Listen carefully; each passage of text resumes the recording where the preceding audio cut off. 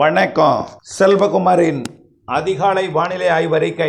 அதிகாரப்பூர்வ வானிலை அறிக்கைக்கு இந்திய வானிலை ஆராய்ச்சித்துறை அறிக்கையை பார்க்கவும். 2026 ஏப்ரல் 29 அதிகாலை ஆய்வறிக்கை. கடந்த 24 மணி நேரம் மழைப்பொழிவு.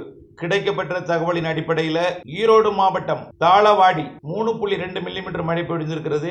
கன்னியாகுமரி மாவட்டம் அடையா மழை 44 millimetre, Chittar 34 millimetre, Kuzhithurai 33 millimetre, Thirparappu 25 millimetre, Pechiparai 23 millimetre, Thuckalay 10 millimetre, Sivalogam Chittar 2 மற்றும் கோழிப்போர் விலை, களியல், பெருஞ்சாணி, பாலமோர், புதர் அணைக்கட்டு, முள்ளங்கினாவிளை, இரணியல், குளச்சல், கன்னிமார் கிடையாது, குளச்சல் வரைக்கும் மழை. அடுத்தபடியா பார்த்தீங்கன்னா சிவகங்கை மாவட்டத்திலையும் மழை பொழிந்திருக்கிறது. சிவகங்கை மாவட்டம் தேவக்கோட்டை 22 மில்லிமீட்டர் மழை பொழிந்திருக்கு. மீமிசல்லையும் மழை பொழிவு. அதே போல தென்காசி மாவட்டம் செங்கோட்டை 22 மில்லிமீட்டர், குண்டார் அணைக்கட்டு 17 மில்லிமீட்டர், அடவி நாயனார் கோலையும் மழைதான். அறிவிக்கப்பட்டது இல்லாம மேலும் கன்னியாகுமரியில 8 சென்டிமீட்டர் வரைக்கும் ஒரு இடத்துல மழை பொழிஞ்சிருக்கு. மயிலார், அதாவது நல்ல அடர்ந்த வனப்பகுதி, அணைகள் நீர்பிடிப்பு பகுதி. இது கன்னியாகுமரி மாவட்டம் மயிலார் 8 சென்டிமீட்டர் 80.8 மில்லிமீட்டர் மழை பொழிந்திருக்கிறது. மேலும் பல இடங்களில் மழை பொழிந்திருக்கிறது. பார்த்தீங்கன்னா எடாய்கோடு 52 மில்லிமீட்டர், அடுத்தபடியா அருமனை 28 மில்லிமீட்டர், செருகோல் 38 மில்லிமீட்டர், மேலும் சித்திரங்கோடு 39 மில்லிமீட்டர் மழைப்பொழிவு. இன்னும் பல இடங்களில் மழைப்பொழிவு. அதே போல தேவக்கோட்டைக்கு அருகிலே, தேவக்கோட்டைக்கு வடக்கே பேரட்டுக்கோட்டை 22 மில்லிமீட்டர் மழை பொழிந்திருக்கிறது. தேவக்கோட்டையிலையும் 38 மில்லிமீட்டர் மழை பொழிந்திருக்குது. தேவக்கோட்டைக்கு வடக்கே நல்ல மழை பொழிந்திருக்கிறது. இன்றைக்கு எப்படி இருக்கும், வரக்கூடிய நாட்கள் எப்படி இருக்கும் என்பதை பார்ப்போம். இதனிடையே கேரளா மற்றும் கேரளா ஒட்டியுள்ள தமிழ்நாட்டின் மேற்கு தொடர்ச்சி மலையோட கேரள பகுதியில் நல்ல மழை. இன்றைக்கு தமிழ்நாட்டுக்குள்ள நுழையலே தவிர தமிழ்நாட்டுக்குள் கன்னியாகுமரி மாவட்டத்திலையும் தென்காசி திருநெல்வேலி மாவட்டத்தில் நுழைஞ்சிருக்கு, உள்ள தேவக்கோட்டையில் பெஞ்சிருக்கு. ஆனால் இப்பொழுது வரைக்கும் கேரளாவில் நல்ல மழை பொழிந்து வருகிறது. குறிப்பாக கொச்சி சுற்று வட்டாரம்லாம் நல்ல மழை. வால்பாறை வரைக்கும் அது கிடைச்சிருக்கு. வால்பாறை தகவல் இன்னும் நமக்கு கிடைக்கல. இதனிடையே இன்றைக்கு எப்படி இருக்குன்னு பார்ப்போம். இன்றைக்கு பார்த்தீங்கன்னா தென்கடலோரத்தில், அதாவது இலங்கையில் பொழியக்கூடிய மழை தென்கடலோரம் வருவதற்கு வாய்ப்பு இருக்கு. இலங்கையில கடந்த சில நாட்களாக இடி மின்னலுடன் மழை. யாழ்ப்பாணம் கிடையாது, தெற்கே, அதாவது மத்திய இலங்கை, தென் இலங்கை, தென் மேற்கு இலங்கை, மேற்கு இலங்கை நல்ல மழை பொழிந்து கொண்டிருக்கு. இன்றைக்கும் டெல்டாவின் தெற்கு பகுதி மற்றும் ராமநாதபுரம், சிவகங்கை மாவட்ட ராமநாதபுரம் மற்றும் புதுக்கோட்டை மாவட்ட கடலோரத்திற்கு தேவக்கோட்டையில் பெய்தது போல இன்றைக்கும் எங்காவது ஒரு இடத்துல பெய்ய வாய்ப்பு இருக்கு. ராமநாதபுரத்திற்கு தெற்கே, தெற்கு கடலோர ராமநாதபுரம், விருதுநகர், தூத்துக்குடி மற்றும் திருநெல்வேலி மாவட்டத்தோட பகுதிகள், கடலோர பகுதிகளில் ஒரு சில இடங்களில் வாய்ப்பு இருக்கு. இலங்கைக்கு உறுதியாக இடி மின்னலுடன் கூடிய கனமழை இலங்கைக்கு இருக்கு. இந்த மழைப்பொழிவு தமிழ்நாட்டின் கடலோரத்திற்கு மாலை இரவில் எட்டும். அதற்கு முன்பே இன்றைக்கு மதியம் நீலகிரி மற்றும் கோயம்புத்தூர் மாவட்டத்தின் வடக்கு பகுதி, மேட்டுப்பாளையம், சிறுமுகை உள்ளிட்ட மற்றும் மேட்டுப்பாளையத்திற்கு மேற்கே உள்ள கேரள எல்லையோர மருதமலை உள்ளிட்ட பகுதிகள் மற்றும் வால்பாறை, உடுமலைப்பேட்டை தெற்கு மற்றும் பொள்ளாச்சி தெற்கு வாய்ப்பு இருக்கு. மூணாறு, மறையூர் பகுதிகளில் இருந்து உடுமலைப்பேட்டை பகுதிக்கும் வால்பாறைக்கும் வருவதற்கு உறுதியான வாய்ப்பு இருக்கு. வாய்ப்பு வார்த்தை ரொம்ப ரொம்ப ரொம்ப அர்த்தம். உறுதிங்கும் பொழுது நான் அதை அழுத்தி சொல்வேன். அடுத்தபடியாக வால்பாறையிலிருந்து கொடைக்கானல் மலைப்பகுதி வரைக்கும் உள்ள அந்த மலைப்பகுதிகளுக்கும் மழை வாய்ப்பு இருக்கு. அதே போல நேற்றைக்கே மூணாறு மற்றும் கேரளா இலக்க சாகுபடி பகுதி, தேனி மாவட்ட எல்லையோர பகுதிகளுக்கு நேற்றைக்கே மழைப்பொழிவு கொடுத்திருக்கும். இன்றைக்கும் மழைப்பொழிவு பிரகாசமா இருக்கு. இதுல விருதுநகர் மாவட்ட மேற்கு பகுதிக்கும், ஸ்ரீவில்லிபுத்தூர், ராஜபாளையம், ஐயனார் கோயில் பகுதிக்கும், சதுரகிரி மலைப்பகுதிகளுக்கும், அதே போல திருநெல்வேலி, தென்காசி மாவட்ட மேற்கு தொடர்ச்சி மலைப்பகுதிகளுக்கும், கன்னியாகுமரிக்கும் இன்றைக்கு கனமழை இருக்கு. கன்னியாகுமரிக்கு நேற்றை விட கனமழை இருக்கு. திரும்ப திரும்ப திரும்ப தினசரி பெஞ்சிட்டே இருக்குங்க. இந்த கோடை முழுவதும் மேற்கு தொடர்ச்சி மலைக்கு மழை உண்டு. கோடை முழுவதும் தென்மேற்கு பருவமழை தொடங்கும் வரைக்கும் மழைதான். மழை இல்லாத நாள் இருக்காது. ஒரு ஒதுக்கி இருக்கும். ஒரு நாள் இல்லைன்னா கூட அடுத்த நாள் அந்த இடத்துக்கு மழை வந்துடும். அதன் அடிப்படையில் இன்றைக்கும் கேரளாவிற்கும் தமிழ்நாட்டின் மேற்கு தொடர்ச்சி மலைக்கும் இன்றைக்கு மழை இருக்கு. நேற்றை விட கொஞ்சம் கூடுதல் பரப்பில் இருக்கு. இந்த மழைப்பொழிவு சற்று கர்நாடக எல்லையோர மாவட்டங்களுக்கும் கர்நாடக பகுதிக்கும், நேற்றைக்கே கர்நாடகாவோட மைசூர் சுற்றுவட்டார பகுதியெல்லாம் இடி மின்னலுடன் கனமழை. இன்றைக்கும் கோளாறு, தங்கவயல், பெங்களூரு, மைசூரு உள்ளிட்ட பகுதிகளுக்கு பெய்யக்கூடிய மழை. அது திருப்பத்தூர் மற்றும் கிருஷ்ணகிரி, அதாவது 29ஆம் தேதி எதிர்பார்த்திருந்தோம். கிருஷ்ணகிரி மாவட்டத்திற்கு வாய்ப்பா எடுத்துங்க. இன்னைக்கு நாளைக்கு உறுதி. கிருஷ்ணகிரி மாவட்டத்தோட ஒசூர் மற்றும் தேன்கனிக்கோட்டை, மற்றும் தருமபுரி மாவட்டம் மற்றும் கிருஷ்ணகிரி மாவட்டத்தோட இப்போ மேற்கு ஓர பகுதி ஒகேனக்கல், பெண்ணாகரம் மற்றும் அப்படியே ஆங்காங்கே கிருஷ்ணகிரி உள்ளேயும் கொடுக்க வாய்ப்பு இருக்குது. கிருஷ்ணகிரி தருமபுரி மாவட்டத்தில் உள்ளேயும் கொடுக்க வாய்ப்பு இருக்குது. அதே போல் ஈரோடு மாவட்டம் வடக்கு பகுதி தாளவாடியில் நேற்றைக்கு மழை, இன்றைக்கு உள்ளேயும் வரும். சத்தியமங்கலம், பண்ணாரிக்கு வரும். நீலகிரி மாவட்டத்திலையும் ஆங்காங்கே வடக்கு சரிவு மேற்கு சரிவில் இருக்கும். வடக்கு சரிவு வரும்பொழுது பவானி சாகருக்கும் வரும்.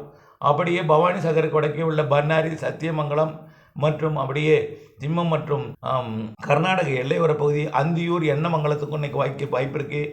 கோபிச்செட்டிப்பாளையம், தூக்கநாயக்கம்பாளையம் போன்ற பகுதிகளுக்கும், மேட்டூரோட கொளத்தூர் உள்ளிட்ட பகுதிகளுக்கும் வாய்ப்பு இருக்குது இன்றைக்கு. அதுக்கு அடுத்தபடியாக பார்த்தீங்கன்னா நாளைக்கு நல்ல வாய்ப்பு இருக்குது. 30ஆம் தேதி இன்னும் உள்ளே வந்துடும். நாளைக்கு பாலக்காட்டு கணவாய் பகுதிகளுக்கும் வாய்ப்பு இருக்குது. ஆக நாளை 30ஆம் தேதி பாலக்காட்டு கணவாய் பகுதி, அதாவது பொள்ளாச்சி, உடுமலைப்பேட்டை பகுதிகளுக்கும் அதையும் தாண்டி கொஞ்சம் உள்ளேயும் வந்து நேகமும், கருமாபுரம், பொள்ளாச்சி வடக்கு போன்ற பகுதிகளுக்கும் நாளை வியாழக்கிழமை கொடுப்பதற்கு வாய்ப்பு இருக்கு. நாளைய மழைப்பொழிவு திருப்பத்தூர், வேலூர், திருவண்ணாமலை, கள்ளக்குறிச்சி மாவட்டத்தோட கல்வராயன் மலைப்பகுதி மற்றும் கோமி அணைக்கட்டு பகுதி மற்றும் கள்ளக்குறிச்சி மாவட்டத்தோட மேற்கு பகுதி, அப்புறம் திருச்சி மாவட்டத்தோட வடக்கு பகுதி, சேலம் மாவட்டம் மற்றும் தருமபுரி மாவட்டத்தோட அதாவது கல்வராயன் மலைப்பகுதி, அதாவது ஏற்காடு மற்றும் கல்வராயன் மலைப்பகுதி, தம்மம்பட்டி, கொல்லிமலை உள்ளிட்ட பகுதிகளுக்கும் நாளைக்கு மழை வாய்ப்பு பிரகாசமாக இருக்குது.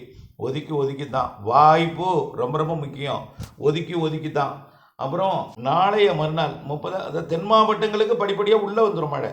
1ஆம் தேதி வெள்ளிக்கிழமை எப்படி இருக்குன்னு பார்த்தீங்கன்னா நன்றாகவே பரவலாகிவிடும். 1ஆம் தேதி கிழக்கு கடலோரம் வரைக்குமே வர வாய்ப்பு இருக்கு. சென்னையிலிருந்து கோடியக்கரை வரைக்கும் உள்ள கடலோர பகுதிகளில் ஏதேனும் ஒரு சில இடங்களில் வந்து கடலோரம் கொடுக்கும்.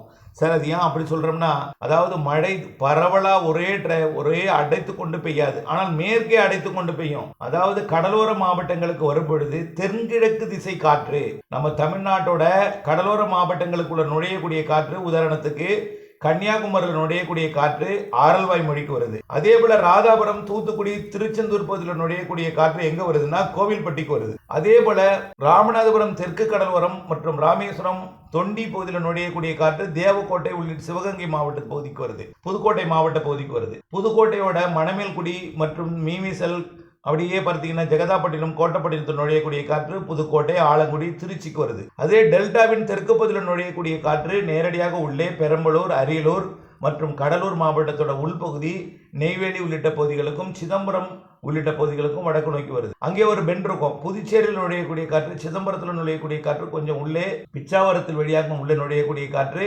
அப்படியே பார்த்தீங்கன்னா அப்படியே திண்டிவனம் உள்ளே காஞ்சிபுரம் மாவட்டத்திற்கு போய் அங்கே போய் அனலை கொடுக்கிறது. டெல்டாவில் நுழையக்கூடிய காற்று தான் அது சிதம்பரம் மற்றும் புவனகிரி, அப்படியே அதற்கு மேற்கே நெய்வேலி, வடலூர், சேத்தியார் தோப்பு, காட்டுமன்னார் கோவில் பகுதிக்கு போனோன்னே அதில் கூட ஈரப்பதம் வெப்பத்தால் லேசாக்கி மேலெழுந்த பிறகு அப்படியே விழுப்புரம், கள்ளக்குறிச்சி மாவட்டம் வழியாக செங்கல்பட்டு மற்றும் காஞ்சிபுரம் மாவட்டம் வழியாக வடக்கு நோக்கி திருவண்ணாமலை மாவட்டம் வழியாக பயணிக்கும் பொழுது வறண்ட காற்றாக திருப்பத்தூர் மற்றும் வேலூர், திருத்தணி உள்ளிட்ட அதாவது திருவள்ளூர் மாவட்டத்தோட திருத்தணி, வேலூர் மாவட்டத்தோட வேலூர், காஞ்சிபுரம் மாவட்டத்தோட ஸ்ரீபெரும்புதூர், காஞ்சிபுரம் பகுதிக்கு போய் அனலை கொடுக்கிறது. ஆக டெல்டாவில் நுழைவது காஞ்சிபுரம் போகும், தூத்துக்குடியில் நுழைவது மதுரை போகும். அதே போல ராமநாதபுரம் தெற்கு கடலோரத்தில் நுழைவது திருச்சிக்கு வரும். இதுதான் அங்க வெப்பமடைந்து போகிறது தெற்கு திசை காற்று. ஆனால் மேற்கு திசை காற்று வருகிற காரணத்தினால பொள்ளாச்சி உள்ளிட்ட பகுதிகளுக்கு வெப்பம் குறைய தொடங்கும். பொள்ளாச்சி, உடுமலைப்பேட்டைக்கு வெப்பம் குறைய தொடங்கும். மேற்கிலிருந்து மழை வர இருக்கிறது. கிழக்கிலிருந்து மேற்கு காற்று, இரு காற்று இணைவு என்பது மதுரை, பாளையங்கோட்டை, விருதுநகர், மதுரை மற்றும் கோவில்பட்டி, அப்படியே திருச்சி, மணப்பாறை, கரூர் மற்றும் அரவக்குறிச்சி, கரூர் மற்றும் கரூர் பரமத்தி வேலூர், ஈரோடு மற்றும் எடப்பாடி உள்ளிட்ட சேலம் மாவட்டத்தின் மேற்கு பகுதிகள் மற்றும் அப்படியே பார்த்தீங்கன்னா வேலூர், இங்கே போய் வெப்பத்தை கொடுத்தோம். ஆக வங்க கடலோரம் நுழையக்கூடிய காற்று உள் மாவட்டங்களில் போய் தெற்கு தென்கிழக்கு திசையிலிருந்து வரக்கூடிய காற்று வடக்கு வடமேற்கு திசையில் போய் வெப்பத்தை அதிகப்படுத்தினாலும் மாலை இரவு இடிமழை பொழிவை கொண்டு வந்து கொடுக்கும். படிப்படியாக முன்னேறும். வரக்கூடிய 1ஆம் தேதிக்கு பிறகு 2ஆம் தேதி 3ஆம் தேதி உள்ளேயும் வந்துடும், வங்க கடலோரமும் வந்துடும் அப்படின்னு சொல்லியிருக்கிறோம். ஆனால் வங்க கடலோரம் அட்டிய டைமில் எல்லா இடத்துக்கும் பெய்யாது. உதாரணத்துக்கு சொல்கிறேன் பாருங்க, இப்போ டெல்டாவோட வேதாரண்யம் பகுதிக்கு வரணும்னா பட்டுக்கோட்டை, அதிராமப்பட்டினம், அப்படியே பேராவூரணி வழியாக வரணும். முரத்தநாடு மற்றும் அப்படியே மன்னார்குடி வழியாக வரக்கூடியது திருத்துறைப்பூண்டி, கோட்டூர் பகுதிக்கு போகும். அது ஏதாவது ஒரு நாள் போகும் அந்த வழித்தடத்தில். தஞ்சாவூர் நீடாமங்கலம் வழியாக வந்தால் அது திருவாரூர், நாகப்பட்டினம், காரைக்கால் பகுதிக்கு போகும். அது ஏதாவது ஒரு சில நாட்களில் கொடுக்கும். இப்படி ஒவ்வொரு வழித்தடத்தில் போகுமே தவிர அடைத்து கொண்டு கிடைக்க வராது. அப்படிப்பட்ட நாளும் இருக்கு. ஆனால் எல்லா நாளும் நீங்கள் எதிர்பார்த்து ஏமாற்றத்தை ஏற்படுத்தி அப்புறம் வானிலையை குற்றம் குறை சொல்வீங்க. புரியுங்களா? வார்த்தைக்கு வார்த்தை ரொம்ப ரொம்ப அர்த்தம் இருக்கு. மழை பெய்யாதுன்னு சொல்லல, பெய்யும். மேற்கு தொடர்ச்சி மலை மற்றும் கர்நாடக எல்லையோர பகுதிகளில் தினசரி பெய்யும். அங்கேயும் ஒதுக்குதல் இருக்கும். ஒரு அட்டிய டைம்ல எல்லா நாளும் எல்லா ஊர்லையும் எல்லா இடத்துலையும் கனமழையாக கொட்டாது. தினசரி வேற ஊரில் பெய்யும். ஆனால் மழை இருந்து கொண்டே இருக்கும். ஒரு நாள் பெய்யலைன்னா கூட அடுத்த நாள் பெய்யும். இப்போ மதியத்தில் பெய்யலைன்னா கூட இரவில் பெய்யும். அப்படி வரும். மேற்கிலிருந்து கிழக்கே வர பரப்பில் குறைந்தாலும் கிழக்கு கடலோரத்திற்கும் மழை உண்டு. அது 2ஆம் தேதி 3ஆம் தேதி மற்றும் தேர்தல் வாக்கு எண்ணிக்கை நாளிலிருந்து அக்னி நட்சத்திர நாளிலிருந்து நல்ல மழைப்பொழிவை கடலோரத்திற்கும் வந்து கொடுக்கும். அனைத்து உள் மாவட்டங்களுக்கும் கொடுக்கும். கர்நாடக கேரள எல்லையோர மாவட்டங்கள் நம்பர் 1 இடத்தை பிடிக்கும். கேரளா, கர்நாடகா அதை விட கூடுதல் மழைப்பொழிவை கொடுக்கும். ஆக சென்னை முதல் கோடியக்கரை வரைக்கும் உள்ள பகுதிகளுக்கும் கொடுக்கும். தென்கடலோரத்திற்கும் அவ்வப்பொழுது கொடுக்கும். ஆனால் தென்கடலோரத்தில் தென்கிழக்கு திசை காற்று இலங்கை வழியாக நுழையும் பொழுது அவ்வப்பொழுது குறைவான மழைப்பொழிவு கொடுத்தாலும் அங்கும் மழைப்பொழிவு கொடுக்கும். புரியுதுங்களா? பொதுவாக கடலோரத்தில் தினசரி மழை பெய்யும் அப்படின்னு எதிர்பார்க்கக்கூடாது. வெப்பம் குறைந்து தணிந்து இருப்பதற்கு தென்கிழக்கு தெற்கு திசை காற்று வழிவகை செய்கிறது. அனல் காற்று, இப்படி ஹீட் ஸ்ட்ரோக் இதெல்லாம் நீங்கள் கடலோர பகுதிகளில் எதிர்பார்க்க வேண்டாம். நான் சொல்லியிருக்க இடத்துல கொஞ்சம் வெப்பம் அதிகமாக இருக்கும். எங்கன்னா டெல்டாவில் நுழையக்கூடிய காற்று சிதம்பரத்திற்கும் நெய்வேலிக்கும் இடையில் போய் அதிகரிக்கும். அப்படியே இன்னும் அதிகரித்து அப்படியே திருவண்ணாமலை மாவட்டம் தாண்டி வேலூர், திருப்பத்தூர் வரைக்கும் போய் அதிகரிக்கும். கடலோரம் பெருசாக இருக்காது. சென்னையை பொறுத்த வரைக்கும் மீனம்பாக்கத்தில் மட்டும் கொஞ்சம் வெப்பம் அதிகமாக இருக்கும். ஏன்னா அங்கே மரங்கள் இல்லாத காரணத்தினாலே, பொட்டலாக இருக்கிற காரணத்தினாலே, புல்வெளி கூட இல்லாத காரணத்தினாலே அங்கே கொஞ்சம் வெயில் அதிகமாக இருக்கும். பிற உள் மாவட்டங்களில் மட்டும்தான் கொஞ்சம் அதிகமாக இருக்கும். மேற்கு தொடர்ச்சி மலை மாவட்டங்கள், கணவாய் பகுதிகளுக்கு வெப்பம் குறையும். இப்பொழுதைக்கு முற்பகலில் வெப்பம் கூடி இருந்தாலும் மாலை இரவு மழை வர்ற வரைக்கும் கொஞ்சம் புழுக்கமாக இருக்கும். ஆனால் கடந்த சில நாட்களுக்கு இருந்த அனல் காற்று இந்த 102, 104 டிகிரி எல்லாம் பொள்ளாச்சி போகாது, வெப்பம் குறையும். ஆகவே மழைப்பொழிவு கண்டிப்பாக படிப்படியாக பரவலாகி எல்லோருக்கும் கொடுக்கும் நாள்னா முதல் வாரத்தில் 1ஆம் தேதி 2ஆம் தேதி, அப்புறம் 2ஆம் தேதி 3ஆம் தேதி, அப்படியே கொஞ்சம் கொஞ்சமாக 4, 5, 6, 7, 8ன்னு மே மாதம் முழுவதுமே மழை இருக்க வாய்ப்பு இருக்கிறது. கர்நாடக கேரள எல்லையோரம் கொஞ்சம் பரவலாக மழைப்பொழிவு கொடுக்கும். பாலக்காட்டு கணவாய் பகுதிகளுக்கும் நல்ல மழை இருக்கு. தொடர்ந்து வானிலை ஆய்வறை கூட இணைந்திருக்கணும். மழை ஒதுக்கி தான் பெய்யும். ஆனால் வெப்பம் படிப்படியாக குறையும். இந்த கோடையில் மழை பொழிவதே பெரிது. அதை கணித்து அறிவிப்பது மிக பெரிது. நீண்ட காலமாகவே இதை சொல்லி வர்றோம். இதற்கு அடுத்தபடியாக வங்கக்கடலில், அரபிக்கடலில் 2 வேறு காற்றழுத்த தாழ்வு நிலைகள் உருவாக போகுது. அது தொடர்பான இதை தொடர்ந்து வரக்கூடிய அறிக்கையில் அது தொடர்பாக எங்கே மழை பெய்யும், எங்கே போகும், எப்படிப்பட்ட வானிலை அமைய போகிறது என்பதை தொடர்பாக இதனோட தொடர்ந்து வரக்கூடிய அறிக்கையில் சமர்ப்பிக்க இருக்கிறேன். இணைந்திருங்கள். நன்றி.